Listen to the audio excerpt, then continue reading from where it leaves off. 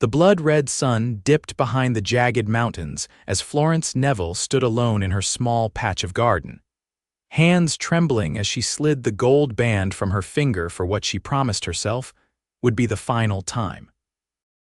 It had been 2 years since cholera had taken Thomas, 2 years of wearing a ring that felt increasingly like a shackle binding her to a ghost rather than a treasured memory. Arizona Territory, 1879, was unforgiving to women, especially widows. Florence had maintained the small homestead outside Copper Springs with stubborn determination, but tonight something inside her had finally broken. She'd tried selling, but no one wanted this isolated patch of dust and scrub brush 50 miles from town. "You had no right to leave me here," she whispered, kneeling in the dirt beside the lone rosebush they'd planted together on their wedding day 5 years earlier. The bush had survived against all odds, much like Florence herself. "I can't do this anymore." With trembling fingers, she dug a small hole in the loose soil and dropped the wedding band in, watching it gleam one final time in the fading light before covering it with dirt. Florence pressed her palm over the spot, tears falling freely. This was her surrender, her goodbye to a life that had brought equal measures of joy and pain. "God forgive me," she murmured, rising on shaky legs, brushing soil from her calico skirt. At 26, she felt ancient, worn thin by grief and isolation. The distant rumble of approaching hoofbeats made Florence freeze, instinctively glancing toward the shotgun propped against the porch railing. Visitors to her remote homestead were rare, and rarely welcome. As the rider came into view, Florence recognized the silhouette of Sheriff Hollister from Copper Springs. The aging lawman removed his hat as he dismounted, revealing his balding head and sun-weathered face. "Evening, Mrs. Neville," he said, voice grave. "Bringing news." Florence felt ice spreading through her veins. "What is it?" "Stagecoach was held up yesterday, driver killed." The sheriff shifted uncomfortably. "Bank foreclosure notices were found scattered, including yours." Florence closed her eyes briefly. "I suspected it was coming." "Bank's sending their man out this way tomorrow. Fellow named Quentin Galloway." Sheriff Hollister replaced his hat. "They say he's fair but firm, specializes in difficult cases." "I haven't missed payments," Florence protested. "The loan terms, I don't know the particulars, madam." "Just passing the message." Hollister mounted his horse. "Be prepared to leave within the week." After the sheriff departed, Florence sank to the porch steps, hollow with disbelief. She had $47 to her name, nowhere to go, no family left. She stared at the patch of earth where her wedding ring lay buried. Oddly relieved, she'd already performed that small funeral for her past. Dawn arrived with oppressive heat, already building. Florence had barely slept, spending the night sorting through meager possessions, deciding what little she could take when forced to leave. The chickens clucked nervously in their coop, sensing her distress. The sun was directly overhead when dust rose on the horizon.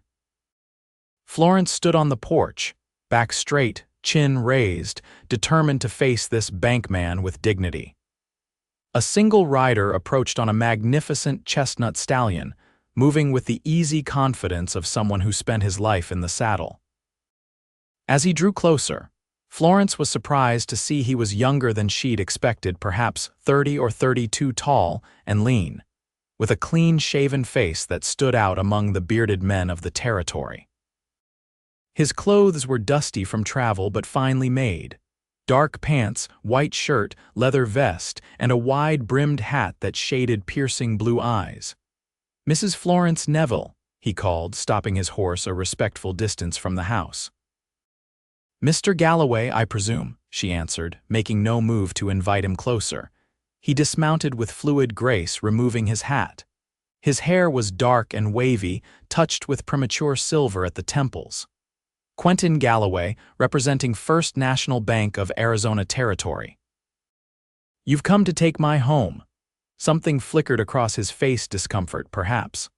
"I've come to discuss your situation, Mrs. Neville. May I approach?" Florence nodded stiffly, watching as he tied his horse to the hitching post.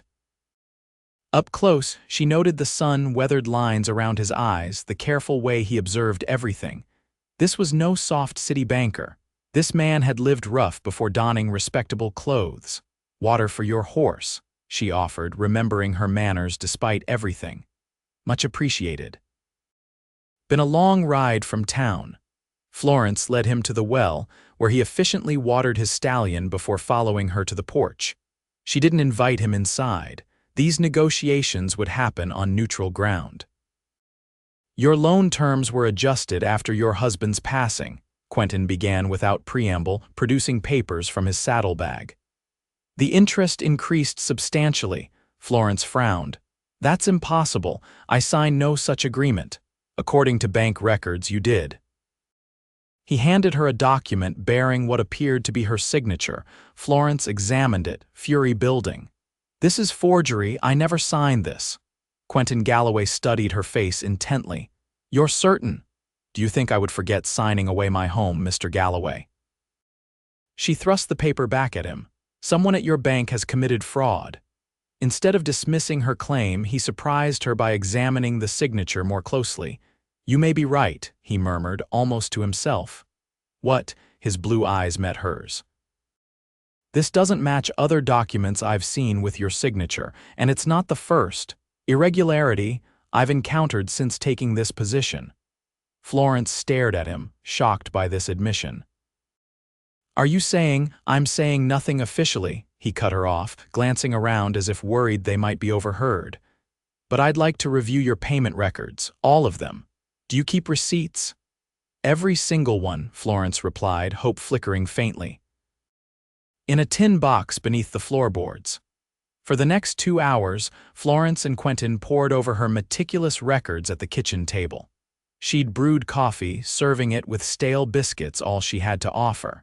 He didn't complain, drinking the bitter brew without comment.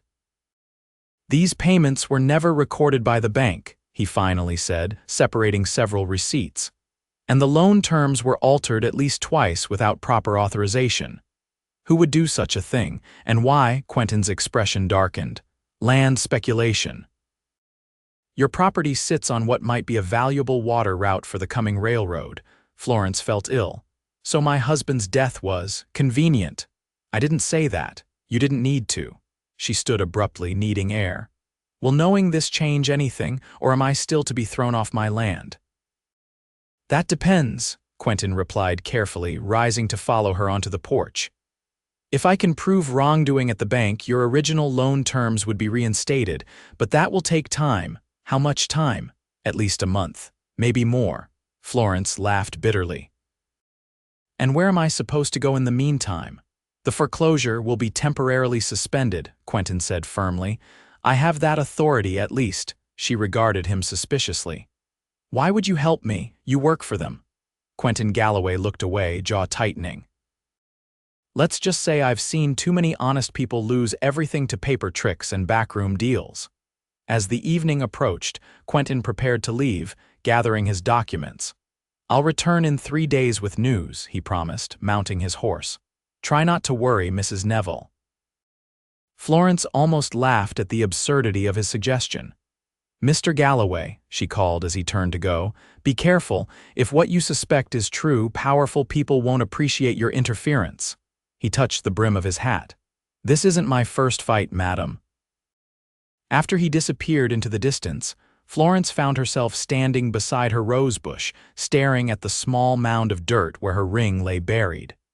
For the first time in months, she felt something other than despair, something that felt dangerously like hope.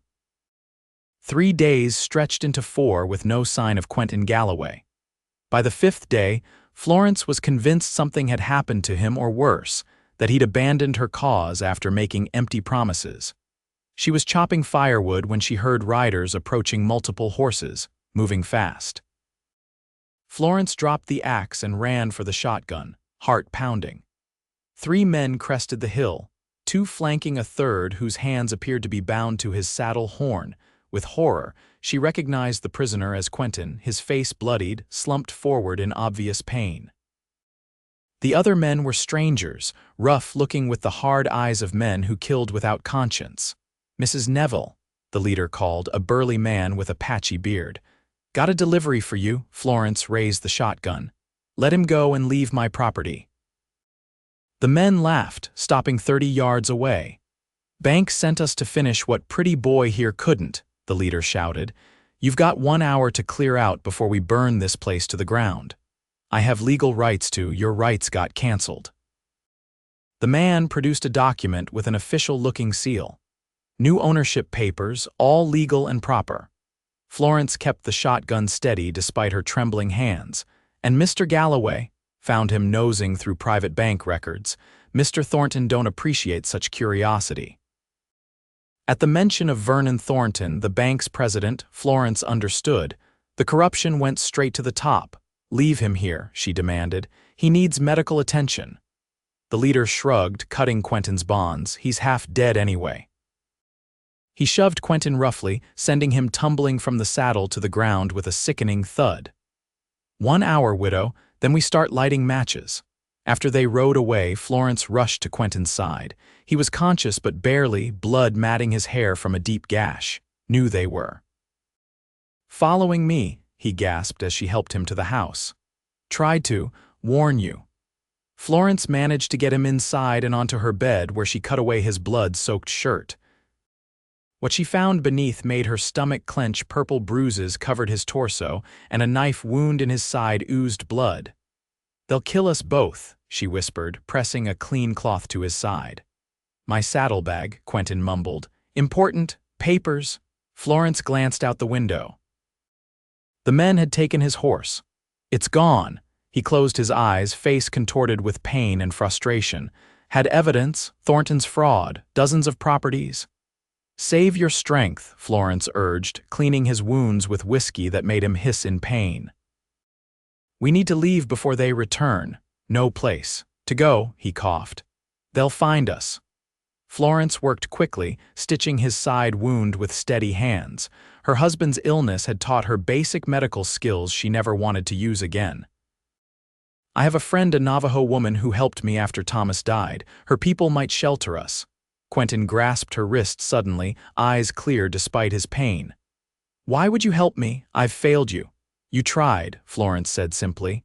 "That's more than anyone else has done in 2 years." Within 40 minutes, Florence had loaded her wagon with essentials: food, water, medicines, blankets, and the shotgun with all her ammunition.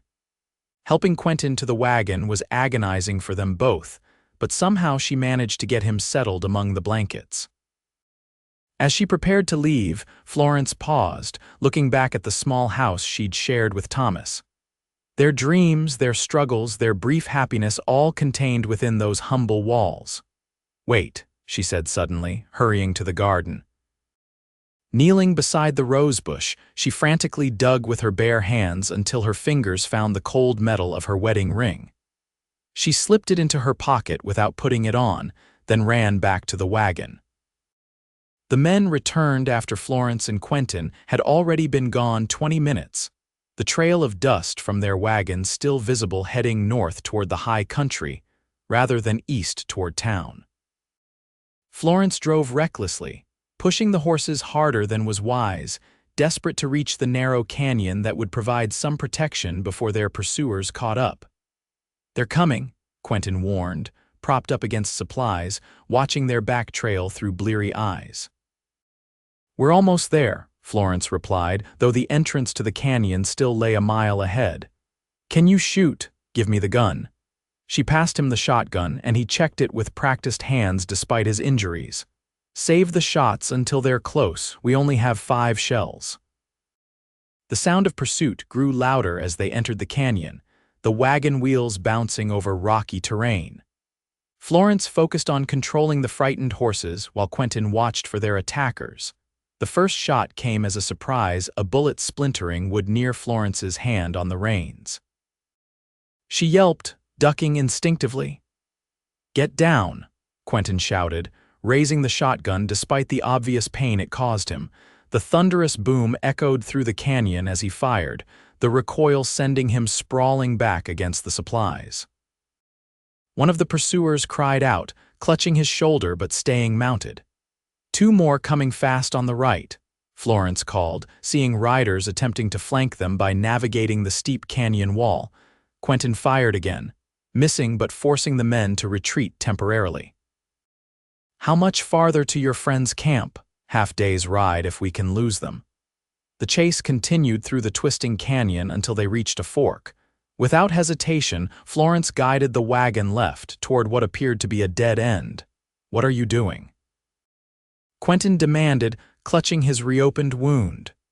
"Trust me," she replied, driving straight toward the rock wall ahead. At the last moment, she steered sharply right, through a narrow gap almost invisible until they were upon it. The wagon barely scraped through, branches whipping against them as they entered a hidden ravine. Behind them, their pursuers hesitated at the apparent dead end, conferring among themselves. Florence didn't slow down, navigating the secret path she'd learned from her Navajo friend during happier times. By nightfall, they'd reached a small hidden valley where a spring-fed stream provided water. Florence finally allowed the exhausted horses to rest, helping Quentin down from the wagon to a makeshift camp. "You saved my life," he murmured as she changed his bandages by firelight. Florence shook her head. "We're not safe yet, but this place, few white men know of it. How do you?" "After Thomas died, I nearly followed him," she admitted quietly. "Wandered these hills, half mad with grief. Kaya, my Navajo friend, found me, brought me to her family's camp. They helped me find reasons to live again." Quentin was silent for a long moment, watching her work. "I'm sorry about your husband, so was I." Florence finished tying the fresh bandage. "For a long time, that's all I was sorry. Sorry he was gone, sorry I was alive, sorry for every breath I took without him." "And now?" Quentin asked softly. Florence reached into her pocket, removing the wedding ring. "I buried this the day you first arrived. I was saying goodbye." She opened her palm, letting the gold catch the firelight. "Then I dug it up again today, not to wear it, but because it's part of who I am, the good and the bad." Quentin nodded, understanding in his eyes. "My wife and son died in a fire 3 years ago," he said, voice rough with emotion. "I wasn't there, working late at the bank in St. Louis." Florence felt her throat tighten. "Is that why you came west?" "Partly. And partly to stop being the man who valued ledgers more than time with his family." He grimaced as he shifted position. "I thought working for the bank here would be a chance to do some good, help people keep their homes instead of losing them." "That's why you helped me," Florence realized. "Even when it put you in danger." "I recognized something in you," he admitted, "the same hollow look I saw in my own mirror for years." They fell silent, the crackling fire and distant coyote calls the only sounds in the vast wilderness. The next morning, Florence determined they should push on to Kaya's family camp, still a day's journey deeper into the canyon lands. Quentin was feverish, his wound showing signs of infection despite her care. "We need to get you to someone who knows more about healing than I do," she told him, helping him back into the wagon. They traveled slowly, taking care not to leave an obvious trail. Florence constantly scanned the horizon, jumping at every unusual sound. By midday, Quentin was drifting in and out of consciousness, mumbling incoherently about bank records and evidence. "Stay with me," Florence urged, dampening his forehead with precious water. "We're almost there." As the sun began its descent, Florence spotted smoke from cooking fires rising above a cluster of hogans nestled in a sheltered valley. Relief flooded through her as she recognized Kaya's family settlement. The Navajo people emerged cautiously at their approach, but faces softened when they recognized Florence. Kaya, a woman in her 40s with kind eyes and strong hands, hurried forward. "Florence," she greeted in accented English, "we did not expect you." "I need help," Florence explained quickly, gesturing to Quentin. "This man is injured. Men are hunting us." Kaya assessed the situation with one glance, calling instructions to her family members in Navajo. Within minutes, Quentin was being carried to a hogan while Florence explained their situation to Kaya and her father, the elder of their small family group. "These bank men will not stop looking," the elder said gravely when she'd finished. They want land for Iron Horse. The railroad, Florence nodded. But Quentin has proof of their crimes or did before they took his saddlebag. Then you must recover this proof, Kaya stated simply. We will heal your friend, you must find what was taken. Florence stared at her. Go back, it would be suicide. More dangerous to wait until they find you here, the elder pointed out. Better to strike when they do not expect it. That night, after ensuring Quentin was receiving proper care from Kaya's skilled hands, Florence sat alone by the fire, turning her wedding ring over and over between her fingers. You should be wearing that, came a weak voice behind her. Florence turned to find Quentin standing unsteadily in the Hogan doorway, leaning heavily on a walking stick. You shouldn't be up, she scolded, rising quickly to help him sit. Couldn't let you leave without saying goodbye, he replied, his face pale but his eyes clear. Florence froze. How did you know? I heard you talking with Kaya. He reached for her hand, enclosing the ring in both their palms. This isn't just about your homestead anymore. Thornton has stolen from dozens of families across the territory. I know, Florence whispered. That's why I have to try. Quentin's fingers tightened around hers. Not alone, give me 2 days to regain strength. We don't have 2 days. 1 day, then. Florence studied his face, the determination there, the pain he was fighting. Why risk your life again? Because some things matter more than survival, he answered simply. In that moment, looking into his eyes by firelight, Florence felt something shift inside her, a wall crumbling, a door opening to possibilities she'd thought forever closed. 1 day stretched into 2 as Quentin's fever broke and his strength gradually returned. Florence spent the time learning all she could from Kaya about moving undetected through the land, while planning their dangerous return to Copper Springs. On the 3rd morning, they set out before dawn, not in the wagon, but on horses borrowed from Kaya's family. They traveled light, carrying only weapons, water, and the clothes on their backs. Bank records are kept in Thornton's private office, Quentin explained as they rode. Behind a painting of his wife, the saddlebag had copies, but the originals are more damning. How do we get into the bank undetected? We don't, Quentin replied. We wait until night and enter through Thornton's house. It connects to the bank through a private door. Florence raised an eyebrow. How do you know that? I was invited to dinner when I first arrived. Thornton wanted to size me up, see if I could be bought. A grim smile touched his lips. He decided I couldn't be. They reached the outskirts of Copper Springs after nightfall, leaving their horses hidden in a grove of cottonwoods. The small town was mostly dark, save for the saloon and a few scattered windows. Thornton lives there, Quentin whispered, pointing to an ostentatious 2-story house at the end of the main street. Largest house in town. Of course it is, Florence muttered, checking the pistol Kaya's brother had given her. Ready. They moved silently through back alleys, avoiding the few townspeople still about. Reaching Thornton's house, they discovered a dinner party in progress, the bank president entertaining several well-dressed visitors. This complicates things, Quentin whispered, peering through a window at the gathering. Or simplifies them, Florence countered. More noise to cover our movements. They slipped around to the servants' entrance, finding it unlocked as kitchen staff moved in and out with trays of food and drink. Waiting for a moment when the kitchen was briefly empty, they darted inside, finding themselves among hanging pots and food preparations.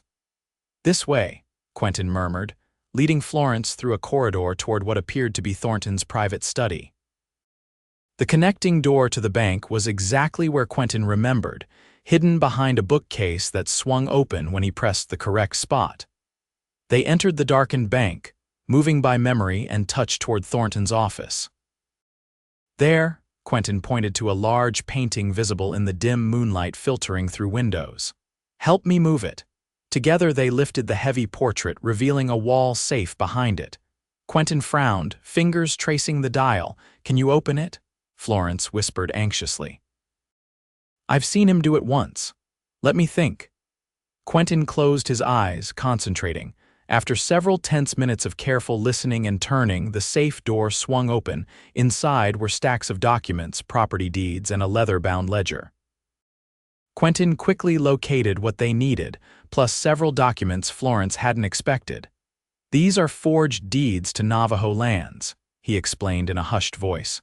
"Thornton's planning to claim sacred sites once the railroad comes through." A floorboard creaked outside the office door. Florence and Quentin froze, exchanging alarmed glances. The door handle turned slowly. "Hide," Quentin hissed, shoving the documents into Florence's hands and pushing her behind the heavy desk. The door opened to reveal Vernon Thornton himself, a portly man with mutton-chop sideburns and cold eyes. He stopped short at the sight of Quentin standing beside his open safe.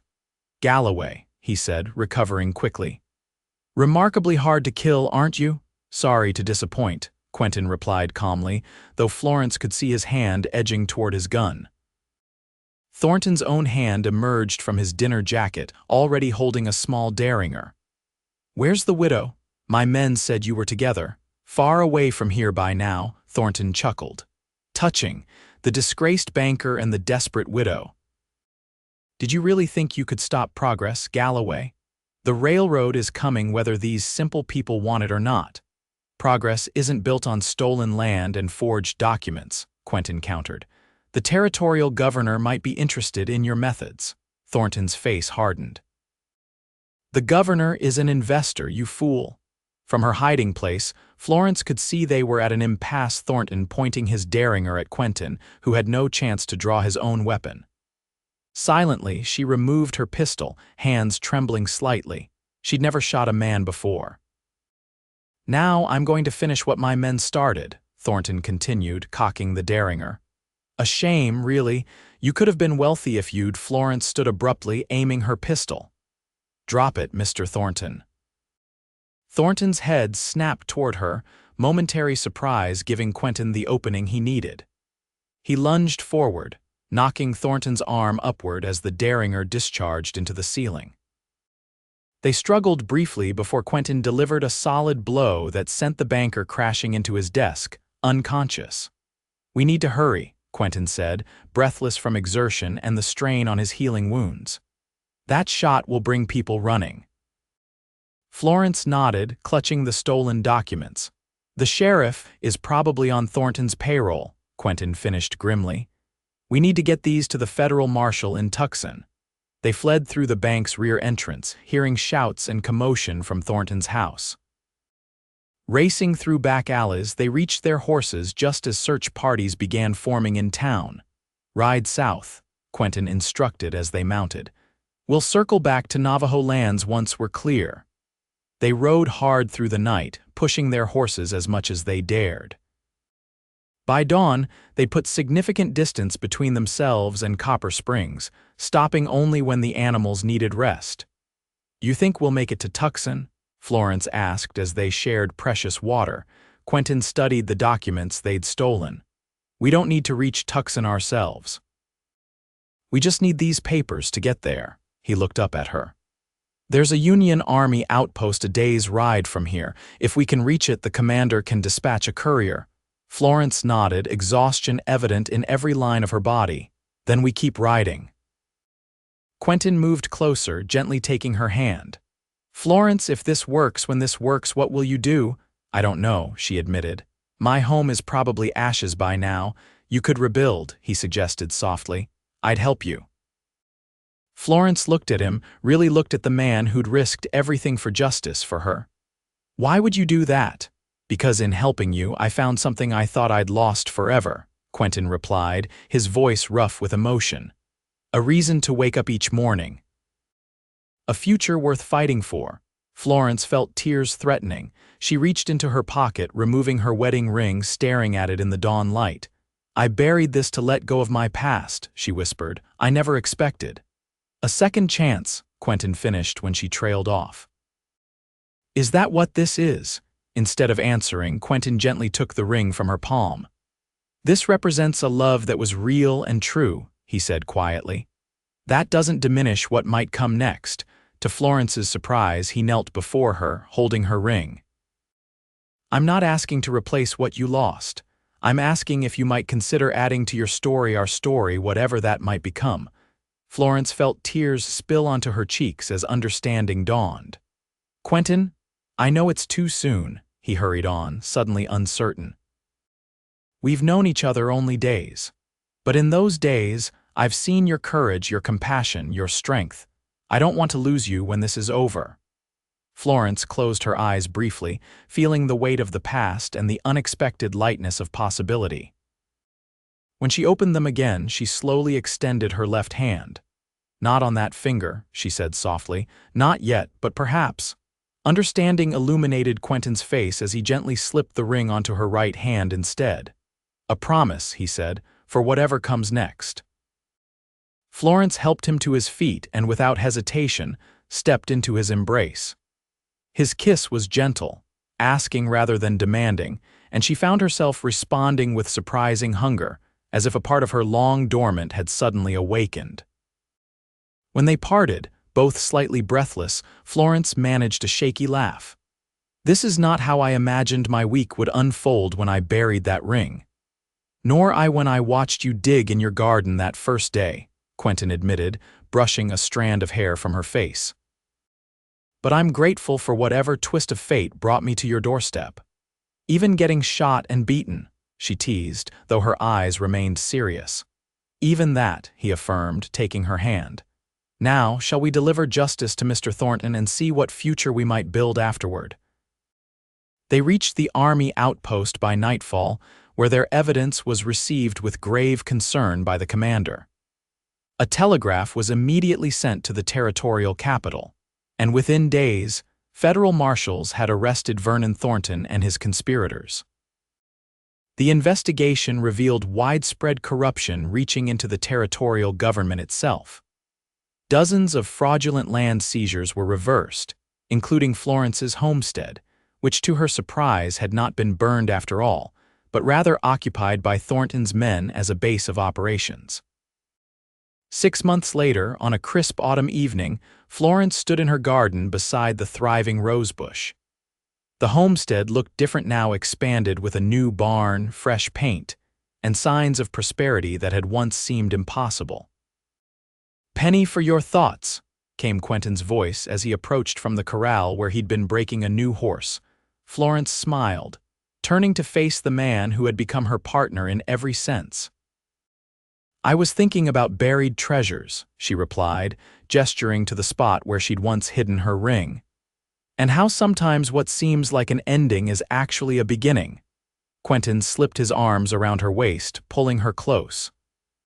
"Speaking of beginnings," he murmured against her hair, "I had a letter from the territorial governor today. And he's approved my application to establish a new bank in Copper Springs, one that will offer fair terms to ranchers and homesteaders alike." Florence beamed with pride. "Bank President Galloway, it has a nice ring to it." "Almost as nice as Mrs. Galloway," Quentin replied, his eyes twinkling as he glanced meaningfully at the gold band now adorning her left hand, not her old ring, which remained on her right hand as a treasured memory, but a new one he'd given her when they'd married 3 months earlier beneath this very rosebush. Florence laughed, a sound of pure joy that still sometimes surprised her. "I never thought I could be this happy again," she confessed, leaning into his embrace. "Nor I," Quentin agreed, kissing her softly, "but that's the thing about buried treasures.